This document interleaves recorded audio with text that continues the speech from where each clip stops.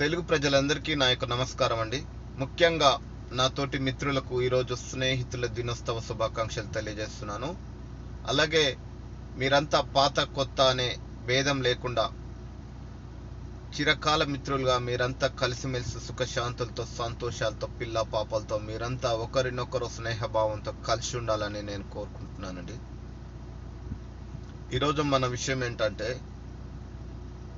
నూతనంగా తెలంగాణ రాష్ట్రం 2014 ఏర్పడిన తర్వాత మొట్టమొదటిసారి టీఆర్ఎస్ ప్రభుత్వం అధికారంలోకి వచ్చి గత 10 ఏళ్ళు పరిపాలించడం జరిగింది మన తెలంగాణ రాష్ట్రాన్ని. ఈ 10 ఏళ్ళు జనాలను నెట్ట నిలువన ముంచేయడం జరిగింది.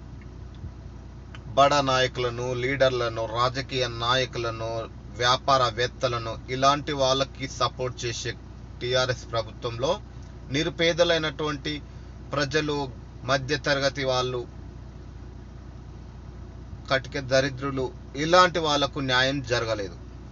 ఎందుకు చెప్తున్నాను ఇదంతా అంటే, 100 ఎకరాలు ఉన్నోనికి అదే రైతు బంధు, 4-5 ఎకరాలు ఉన్నవాడికి అదే రైతు బంధు, మొత్తమే భూమి లేనోని గవర్నమెంట్ ఏ విధంగా కూడా ఆదుకోలేదు. కనీసం కూటికి గతి లేని వ్యక్తులకు ఒక రేషన్ కార్డు కూడా ఇవ్వలేని పరిస్థితిలో టీఆర్ఎస్ ప్రభుత్వం ఉందంటే ఒకసారి మీరు అర్థం చేసుకోవాలి.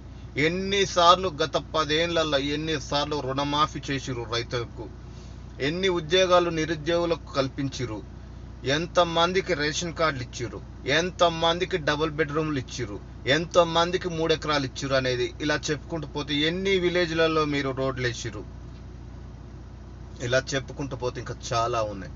ఇవన్నీ మీరు జనాలకు మాయమాటలు చెప్పి మోసం చేయడం జరిగింది. కాబట్టి గత 10 ఏళ్లలో ఇలా మోసం చేస్తూ చెప్పుకుంటూ కాలాన్ని వెళ్ళబుచ్చుకొని అధికారంలో రావడం జరిగింది. తర్వాత చిట్ట చివరికి మీరేం చేస్తున్నారు అనేది జనాలకు అర్థమయ్యి మిమ్మల్ని ఏడ ఉంచితే చెప్పినట్టు వింటారు అనేది జనాలు అర్థం చేసుకొని మిమ్మల్ని ఆ రకంగా చేయడం జరిగింది. ఇప్పుడు కొత్తగా కాంగ్రెస్ ప్రభుత్వం వచ్చి కనీసం 1 సంవత్సరం నిండా జరగలేదు. లోటు బడ్జెట్ చేసి వెళ్ళిపోయి ఈరోజు 6 నెలలు అయినా ఏమి చేయలేకపోయింది కాంగ్రెస్ ప్రభుత్వం అని నిందలేయడం సరైన విషయం కాదు. అలా చెప్పుకుంటూ పోతే వాళ్ళు 6 నెలల్లో చాలా వరకే మేలు చేసిన సందర్భాలు ఉన్నాయి. ఇప్పుడు నూతనంగా ఏర్పడ్డ ఈ యొక్క కాంగ్రెస్ ప్రభుత్వంలో తొలిసారి పంచాయతీ ఎలక్షన్లో రావడం జరుగుతుంది.